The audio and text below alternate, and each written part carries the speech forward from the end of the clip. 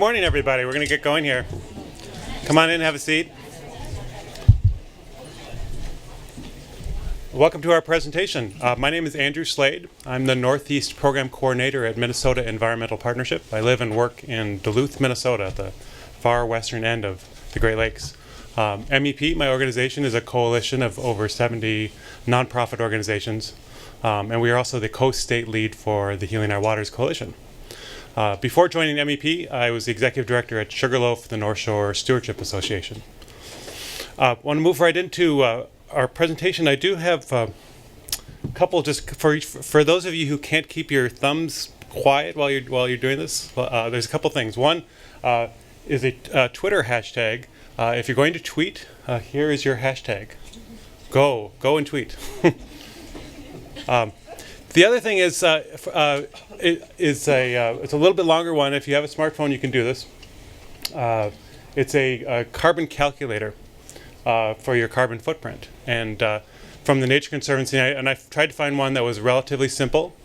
And if you do this, you can get through it in about 5 minutes. You can multitask. Some of us can multitask better than others.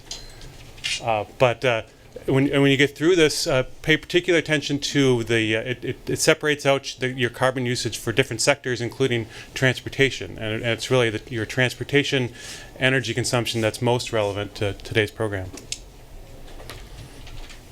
So I'm just going to talk very, very briefly about why this issue of the potential of oil shipping on the Great Lakes matters to me, and I want to share this slide, which I took because on the far right side of that rowing shell is my son rowing, and so in a regatta in Duluth.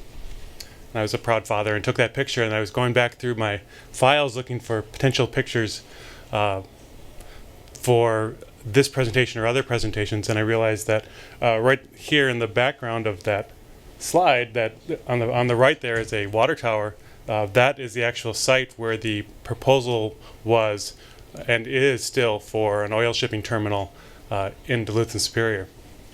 And so this matters to me because these are waters that I and my family recreate on, in addition to any of the other greater climate concerns that a lot of us share, or broader water quality. I don't like the idea of my children's recreational areas being turned into a oil slick. So I'm going to turn it over to our panel members, and then I will introduce you one at a time as we get going. We'll start with Lyman. Lyman Welch is the director of the Water Quality Program at the Alliance for the Great Lakes. One of his focuses is on emerging pollutants, which this is relevant to this. Before joining the Alliance, he served as associate director and general counsel of the Mid-Atlantic Law Center. He lives in Chicago, where he enjoys running and biking along Lake Michigan. Welcome, Lyman. Thank you.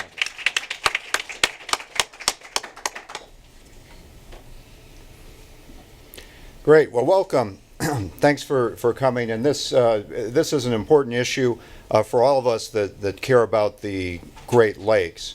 And it's an emerging issue right now where many of us around the Great Lakes are starting to think about shipping, about heavy oils and the prospect for a crude oil complex here in the Great Lakes, and what does that mean? And it's time to have a conversation about that. Why do we care? We all love the Great Lakes, and we have wildlife and recreation, as Andrew mentioned, that mean a great deal to us. How are these values that we have for the Great Lakes threatened by the shipment of heavy oils and tar sands? So let me give you a little background and context. This is a map of pipelines, both existing and the dotted for some proposed routes for new pipelines. And where we are in the region between the United States and Canada is we are facing a huge industry demand to move oil, especially the oil from the tar sands in Alberta, heavier oils from Canada especially, into the Midwest to different refineries for processing, as well as elsewhere down south and off to the coast. There is a huge demand. Much more oil, especially this heavier tar sands derived oils, are being produced than can be handled by the existing pipeline capacity.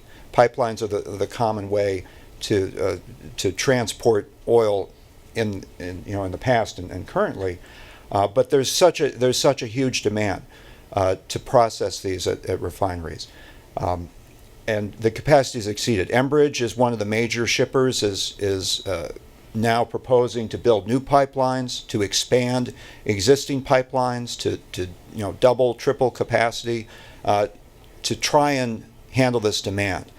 The shippers that want to move this oil are looking now, since the pipeline capacity is not there and it will take years to get all approvals necessary and to build these pipelines, they're using rail cars to move the oil, looking to alternative measures.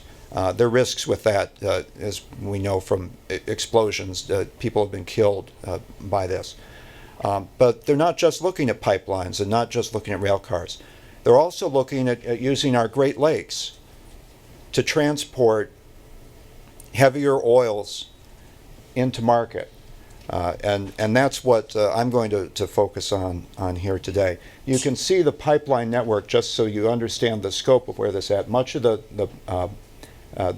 flow of oil from the tar sands area in Alberta is directed and comes down a pipeline, and you can see where it gets to Superior, Wisconsin. They are right near Duluth at the corner of Lake Superior. There's an existing refinery there, and then you can see their branches off from there. Line 5, which we've heard a bit about in the past, that actually goes across the Great Lakes, and there are certainly risks and concerns there with the potential spill from that pipeline. But the Superior is one and one of the first close connections to the Great Lakes. And this geography and the existing system, that is a primary reason why Superior, Wisconsin, and Duluth is being considered for the construction of a large crude oil shipping complex on the Great Lakes. That's the reason. Once it's shipped from Wisconsin onto Lake Superior, then you can travel all across the Great Lakes and even potentially get out to the East Coast or elsewhere where they can make a huge profit by selling refined oil products. So to give you a little more background around and give you some idea of the regional scope of this shows some of the refineries around the Great Lakes that are right on the Great Lakes that are now processing or capable of processing heavy oils like these tar sands from Canada. BP Whiting in Indiana, for example, recently completed a huge upgrade of their refinery to allow them to process just these types of heavier oils. The oils that come from these tar sands, they're dirtier than normal heavier. They're heavier, and they actually have to add other chemicals to send them through pipelines because they're so solid. They're sludge-like, and they have a lot of pollution when you process them to try and refine them to get out gasoline and other useful oils. So that's one example. Marathon Oil in Detroit has been considered. Murphy Oil is up in Superior. It's some of these companies change hands. BP in Toledo, Ohio, also has been expanding to process heavy oils. Sarnia considered it at one point in Ontario and backed off. But these are all potential outlets for the shipment. And so imagine that you're looking to get the heavier oil from Superior, Wisconsin, to these different refineries. And the lakes, the Great Lakes, provide one method of transportation.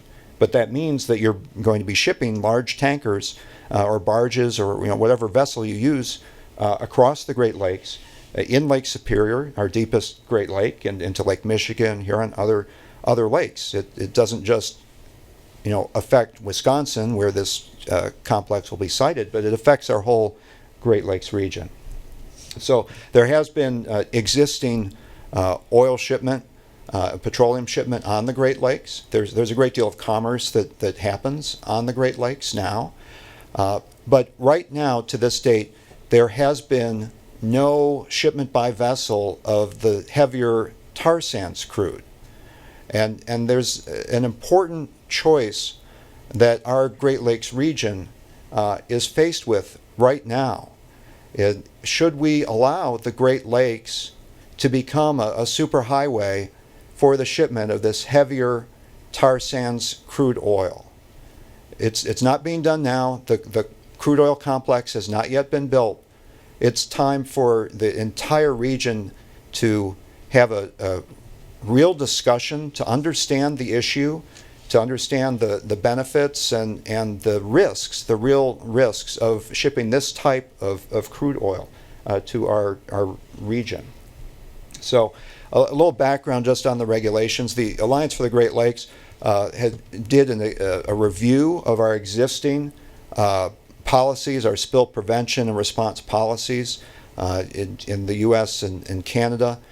In the U.S., we've had a regulation that requires double-hulled tankers for any shipments on the Great Lakes. This applies, this double-hulled requirement applies not only to our oceans but also to the Great Lakes, and largely we're pretty much in compliance with that requirement. So there are double-hulled tanker vessels, so that helps prevent some of that risk, but no shipment can be completely safe, and there's still are spills and accidents and weather events that have resulted in spills even from double-hulled tank vessels. Now, why the great concern? Why should we be more concerned about heavy oil compared to regular petroleum crude or gasoline or other things that are already being shipped on the Great Lakes? Well, I point to Kalamazoo, Michigan. In 2010, a pipeline carrying this heavier oil, tar sands, an Enbridge pipeline, broke, and it spilled huge amounts into the Kalamazoo River of this heavy crude oil. And this is really the first disaster in the Great Lakes area of this heavy crude oil being spilled into our waters. And the Kalamazoo River does flow into the Great Lakes. Fortunately, we were able to contain it short of getting into Lake Michigan. But this spill happened in 2010, and the nature of the heavy oil that is of special concern with a spill into water is that these heavier oils, they sink. They don't all float to the top like a most usual crude oil that you've seen in the Gulf or elsewhere. The heavy oils sink to the bottom of the water, and once there, it's extremely difficult, if not impossible, to remove these oils once they're on the bottom. Also, some of the chemicals that they put in for transport can release benzene, and so there was air issues. The first responders that came to the scene had to deal with benzene in the air and that from this heavy crude oil. But the fact of the matter is that after several years of cleanup attempts at Enbridge and the Kalamazoo River, after spending billions of dollars to clean this up after their spill, they've not been able to completely remove all of the oil from the water. And that's from a river. Just imagine a spill in Lake Superior or any of our Great Lakes in the deep water. So that's why we looked in our report at the Alliance for the Great Lakes at our spill prevention and response policies, and you'll hear more from our Coast Guard about that. But in looking at our policies, we are not prepared in the region to handle a spill of heavy oil in the Great Lakes. Right now, today, we do not have technology. The Coast Guard and Department of Homeland Security looked at all available technologies for cleaning up this type of spill. None of them are workable. None of them are ready. The Coast Guard is out there and ready to respond to conventional oil spills, but our our planning, our worst case discharge scenarios don't contemplate this kind of heavy crude oil spill. We're just not ready. So look at the Kalamazoo example and what's happened there, and just imagine a spill in Lake Michigan, in Lake Superior.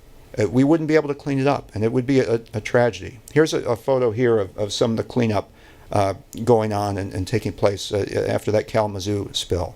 Think of the millions of money and response efforts that have to go into place when you respond to this.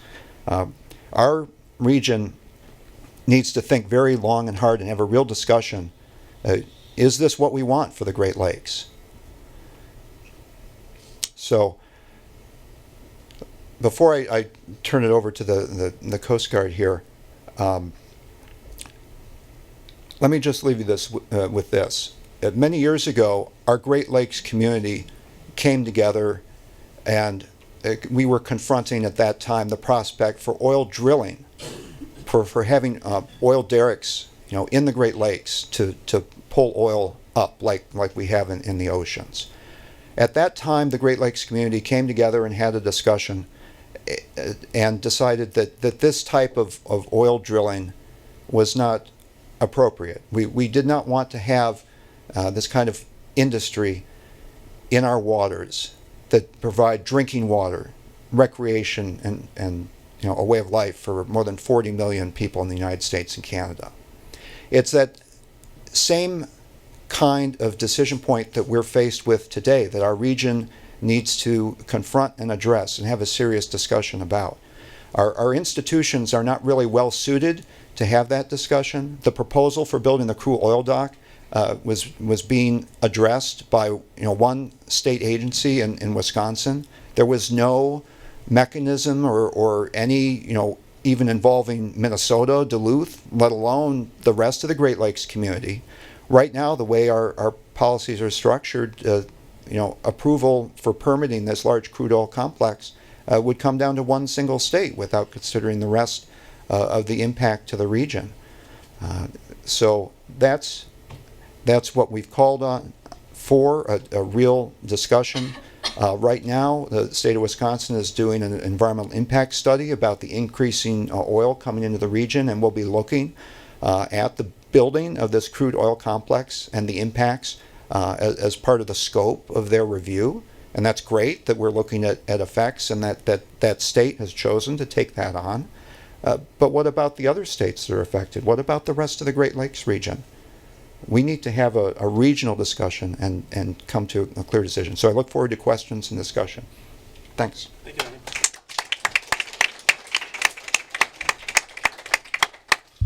Okay, thank you, Lyman. Our next speaker is Jerome Popiel. Jerome Popiel works for the Coast Guard. He assumed his duties as Incident Management and Preparedness Advisor for the 9th Coast Guard District in 2011. Prior to this assignment, he served as Search and Rescue Program Manager and Chief of the Command Center of 9th Coast Guard District as well. So, welcome, Jerry.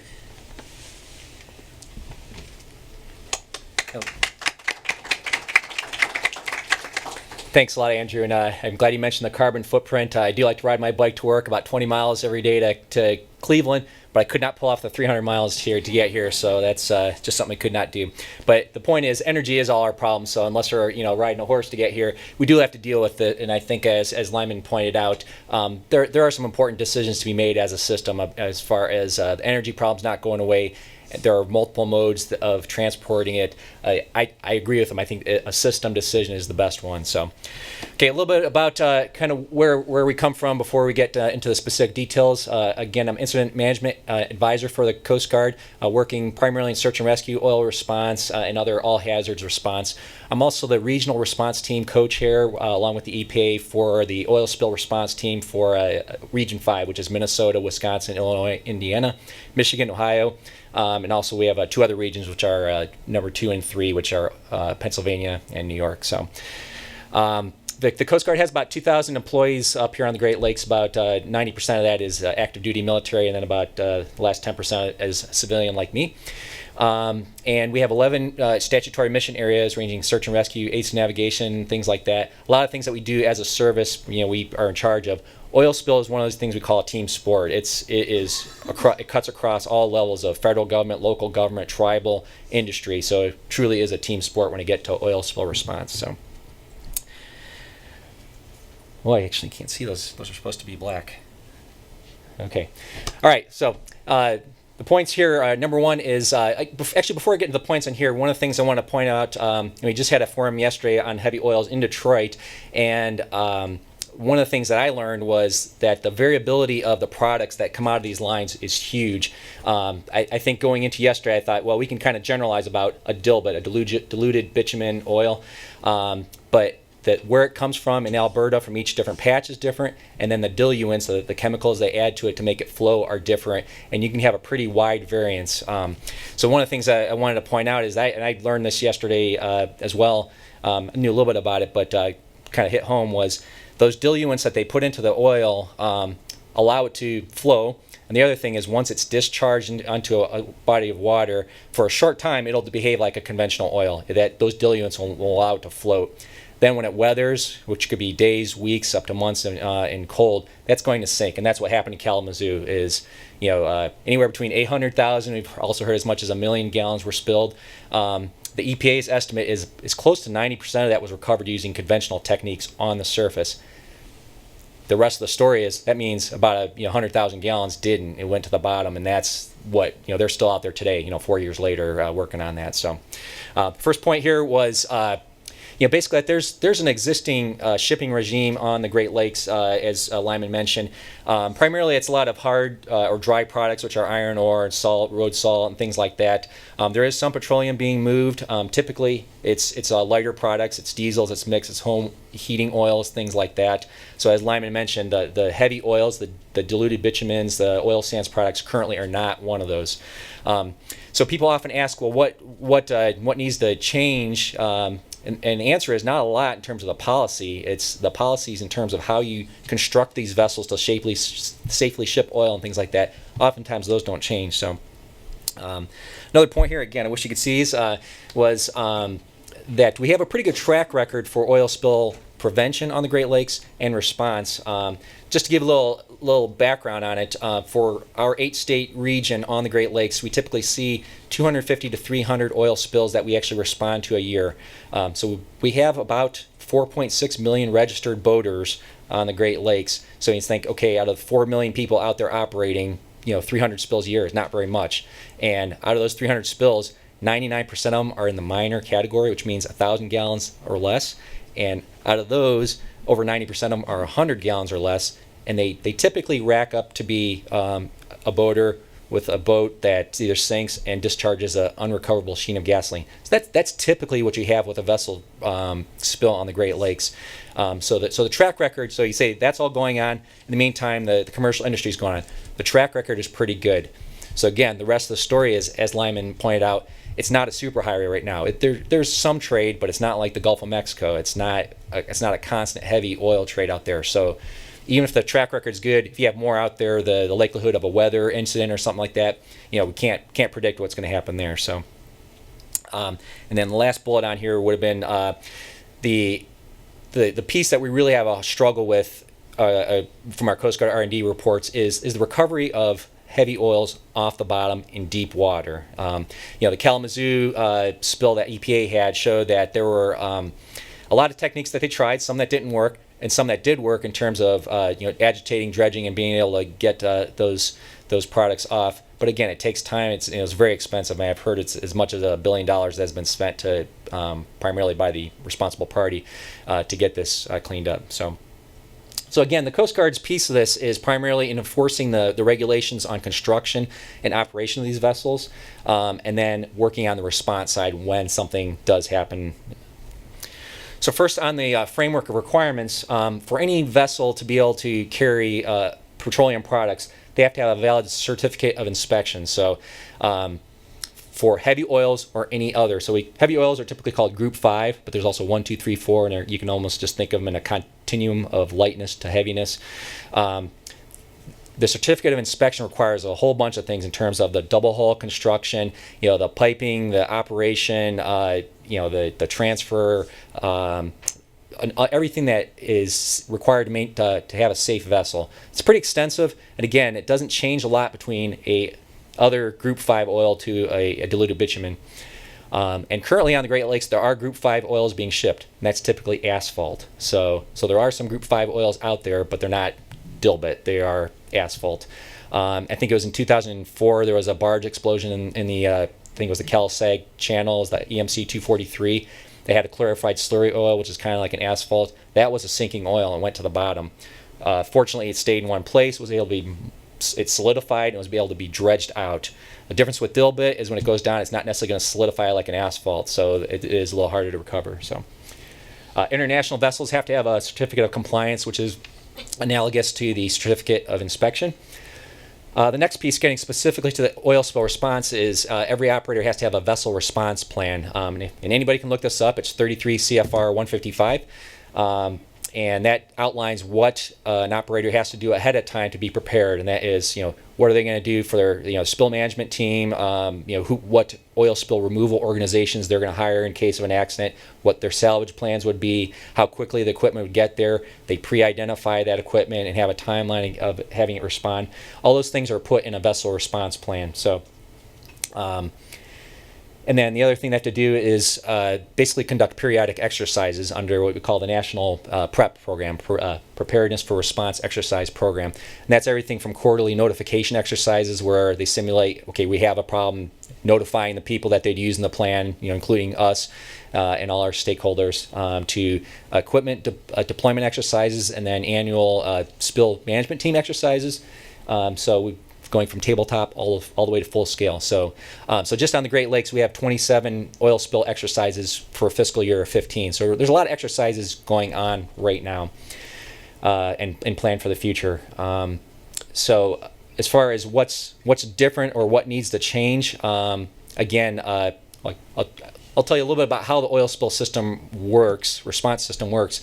Well, first, it's a polluter pays system. So if there's a responsible party, the responsible party is on the hook, typically for enacting their vessel response plan or facility plan, which we'll get to in a second, and involves having the management, operations, logistics, finance, and then the oil spill removal organizations that are hired to carry out the actual oil spill response.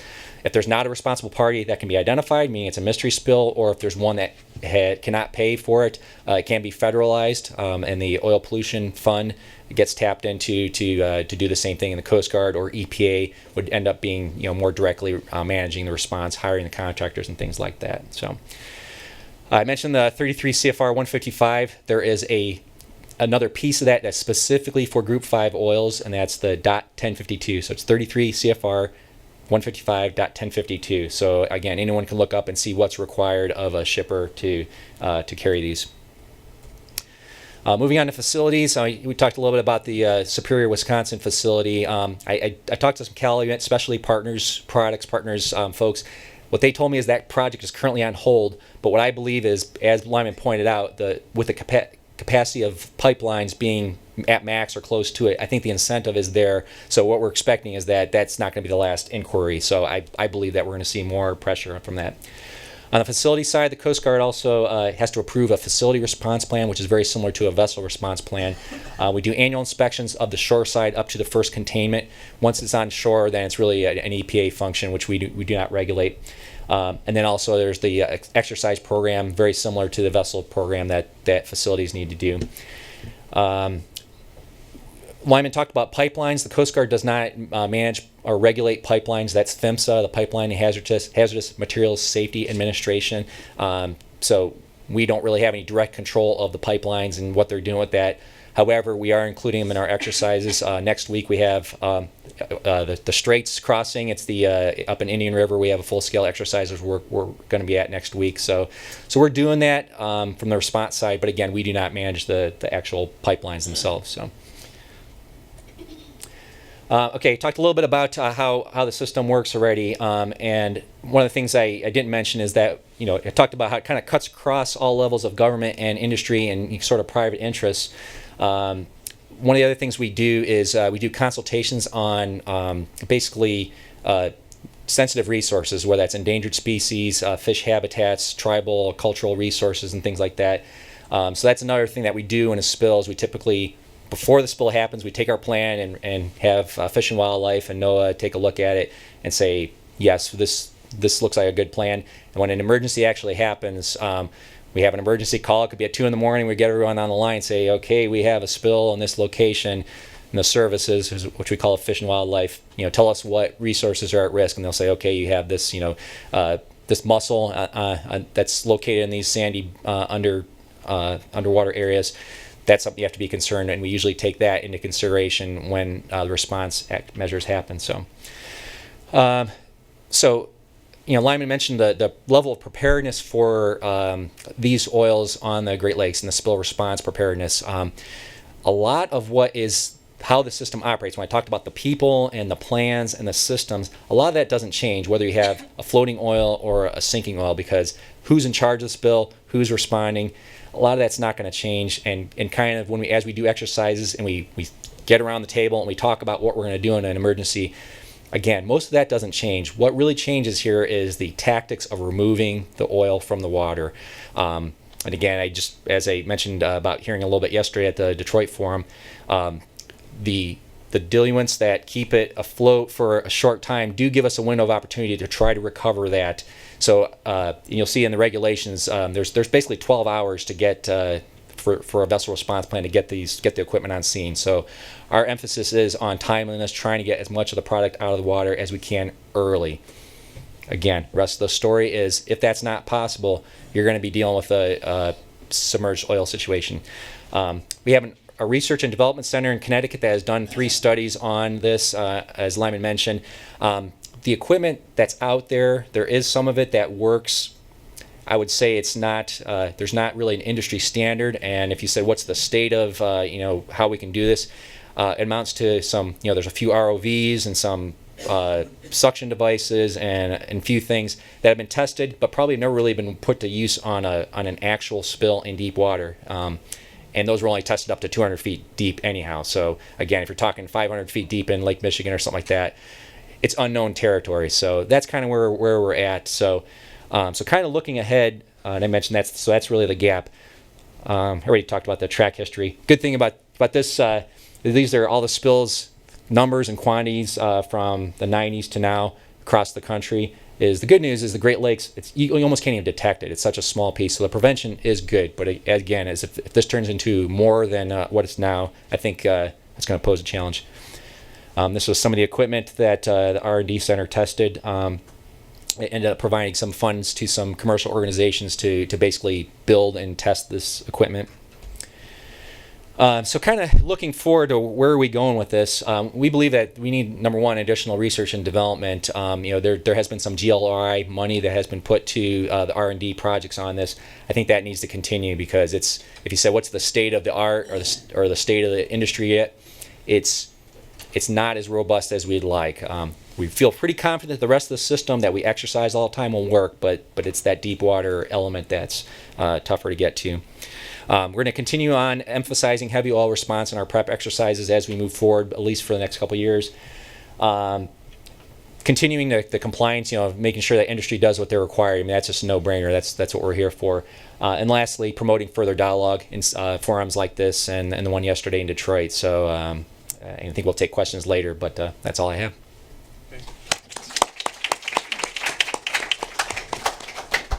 Thank you, Jerry. Our last speaker from the panel is Emma Louis. Emma is the National Water Campaigner for the Council of Canadians, and I'm really pleased that we have to bring the cross-border perspective to this. The Council of Canadians it's actually Canada's leading social action organization with a network of 60 chapters across the country, and Emma lives in Ottawa. Welcome, Emma. Thanks very much. Just move over. I'm just going to talk a little bit more about what the Council of Canadians does. Some of you may know Maud Barlow, who's our national chairperson. So one of our main issues that we work on is water. We also work on trade agreements. So how do trade agreements impact water, and climate is also another project, as well as healthcare. And so we work on a broad range of social issues and often look at the intersections of how water impacts impacts climate and vice versa. So I'm just going to zoom out a little bit of the oil shipments a bit and talk a little bit about the context in which the oil shipments are happening. I want to talk a little bit about extreme energy. So just maybe a quick show of hands. How many people have heard the term extreme energy before? Okay, so quite a few. So just to note, there is a report here that Maud Barlow had done. We had released it for World Water Day, and it talks about extreme energy in the Great Lakes. It talks about, for those of you who aren't aware of the term or don't know much about the term, it's a new generation of energy development that is more water intensive and more impactful on the climate. And so we kind of locate the oil shipments within this broader term of extreme energy. Other examples would be fracking. Many of you know what that is. That's also more water intensive and more impactful on the local environment, local watersheds. Something else that we talk about in the report is nuclear waste dumps. So some of you may know that some nuclear waste dumps are actually being planned for the shores of Lake Huron in Ontario. There's a couple plans in that there is one project to find a host community for our high-level waste that's being generated in Ontario. So a lot of communities around the Great Lakes, but also some communities that are being looked at are in Saskatchewan. There's also a intermediate and low-level nuclear waste dump that's being planned for just a kilometer away from Lake Huron. So really big concerns about these different threats to the Great Lakes. And then Lyman and Jerry have also talked about different pipeline projects as well. And so I think it's important to look at all of these projects as a whole. And so oftentimes when governments put forward these projects to people for public input, if there is that opportunity, we don't look at the bigger picture on all the different projects and what they could mean for the Great Lakes. So, and maybe just to zoom back a little bit more, is this work for the Council of Canadians came out of a bigger project that we're working on to declare the Great Lakes a Commons, Public Trust, and Protected Bioregion. And that's really wanting to paint a vision for the Great Lakes. And so if we were to come together as communities around the Great Lakes, what kind of regulatory framework would we want? And what kind of vision would we want for the Great Lakes? And I think that's really important to think about, not just in terms of what regulations exist now and what we think we can have, but ideally, what is the biggest vision that we want to see for the Great Lakes? And I think in working in these projects, we have to keep that in mind. Also, too, so there's another report here that Maud had come out in painting that vision, and one of the key parts to that is including communities in this discussion, not just the oil shipments, but everything that's happening around the Great Lakes.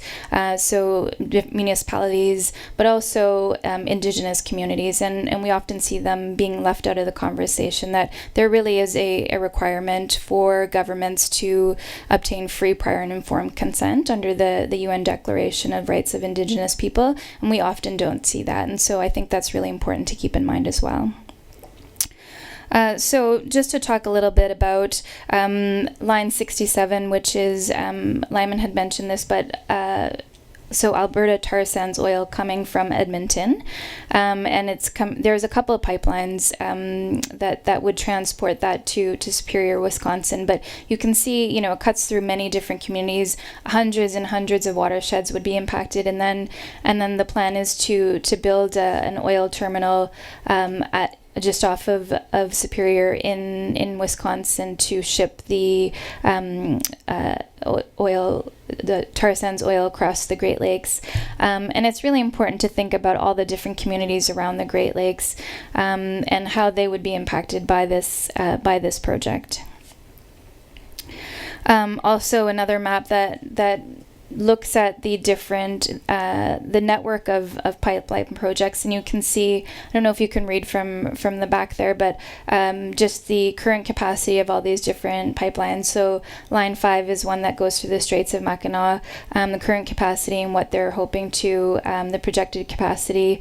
Also line 9, which is one that goes from Sarnia to Montreal, that cuts through the Great Lakes watershed as well, and that's one where they're wanting to reverse the flow of the pipeline. A lot of community opposition with that as well. There's one called Energy East that's not on this map that runs mostly through Canada from Alberta, and it would cut through just north of Lake Superior and would transport tar sands oil to New Brunswick, and that's actually North America's biggest tar sands oil pipeline, bigger than Keystone, and so it's also a big concern for us as well, and for many communities along the route. We had just come out with a report that documented the different watersheds that it cuts through, and there's just hundreds of them that would be impact not just the Great Lakes. So I'm just gonna also zoom back even more and talk about all the other, so not just extreme energy, but what are the other threats to the Great Lakes and what are the other stresses to the Great Lakes. And this is an interesting map that was done by the University of Michigan. Some of you may have seen this before, but it looked at 34 different stressors on the Great Lakes, and you can see that Lake Superior is least stressed, but still some stresses on the coast, and then Lake Ontario and Lake Erie are very stressed, and some of the different categories of stressor were like climate change, pollution, invasive species, and so forth. And so just some massive threats in a lot of different areas to the Great Lakes. And again, that's something that we need to think about when there is one project, the oil shipments project, being put forward. We need to think about these, and we have to keep these in mind. So similar to what Lyman was saying about the, if we had started earlier on and having a discussion about oil in the Great Lakes, maybe making a similar comparison to invasive species. And so this is a quote from Maud Barlow, and I'll just read it quickly. But imagine that the alarm had been sufficiently sounded in time decades ago to pull everyone together to stop invasive species from entering the Great Lakes and St. Lawrence Seaway.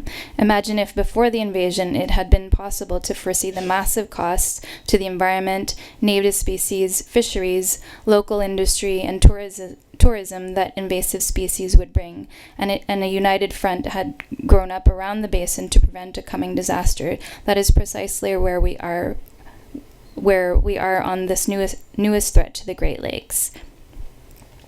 So I think it's important to stress the community involvement in protecting the Great Lakes waters, and that's something that when we talk about the Great Lakes as a commons and a public trust, we really stress the role of stewardship and the role of communities to protect the Great Lakes. And I have to say, from a Canadian perspective, the environmental regulations on our side are not adequate. And some of you may know the federal government had gutted a lot of our environmental legislation a couple years ago through these budget bills, and just to detail a little bit of that, there were changes put in budget bills which we normally don't see in the budget bills, where there were two of them. There were over 400 pages, and some of the environmental legislation really lost a lot of its strength. For example, the Fisheries Act was one of our strongest pieces of legislation, and we really saw a clawback of that. They limited the protection of fisheries to only a specific type of fisheries, and so they were no longer protected. There was a removal of protections from 99% of our lakes and rivers under the Navigable Waters Protection Act. They specifically exempted pipelines in that piece of legislation, and that was actually made. There was some access to information requests done by an environmental group, and they found that it was actually made specifically by industry. There was also changes to the Canadian Environmental Assessment Act, and that canceled 3,000 environmental assessments. Many of them were oil and gas projects, many of them pipelines. And so from the Canadian side, we are not seeing strong regulation. so oftentimes our government will say, you know, like for example, Line 67, which starts in Alberta, they'll say that, you know, this is being done according to regulation, but that's not actually the case. And so it's really important for communities to stand up for that reason, because we're not seeing our government protect our waters.